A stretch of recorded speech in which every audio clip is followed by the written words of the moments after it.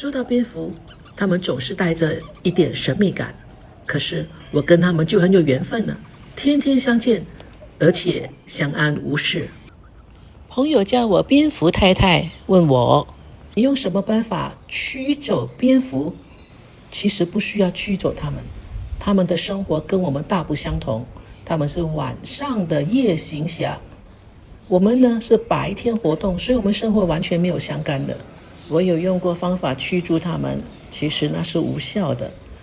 为了通风，我把门户都打开，它们自然就会误闯我的地方，飞了进来。那只要把灯全部打亮了，它们自然而然又会飞出去了。我们都知道蝙蝠捕食是依靠超声波，它们的眼睛其实并不是太良好，不太看得清楚。当它飞来撞去的时候发出的声响，不要惊慌，所以我就坐这里一带，静静地等它们飞出去就行了。你看它看我，其实它是看不到我的，所以啊，我这个蝙蝠太太根本就不用害怕它们。我就是搬来这里和蝙蝠住了30年的蝙蝠太太，钢琴照样弹，日子照样过。我的住家周围有非常良好的环境，让他们可以在这里传宗接代。如果我不改变这些生长条件的话，那我就要接受蝙蝠将会是我永远的朋友。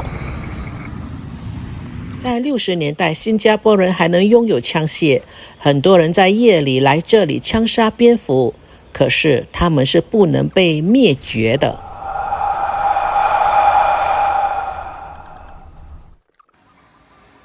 热带雨林，果树繁茂，这里就已经种了人参果啊，看来也有2层楼那么高，生产了无数硕大无比的果实，怪不得啦，吸引了各种各样的昆虫和动物，除了蝙蝠之外，还包括了狸猫和松鼠。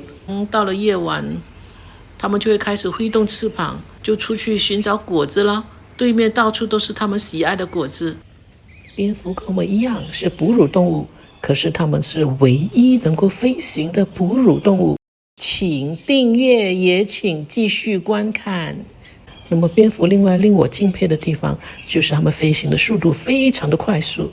那你看到的这些翅膀的挥动是非常非常快，我用了非常非常慢的速度去放慢它，才看到了它2个翅膀的挥动。哇，厉害吧？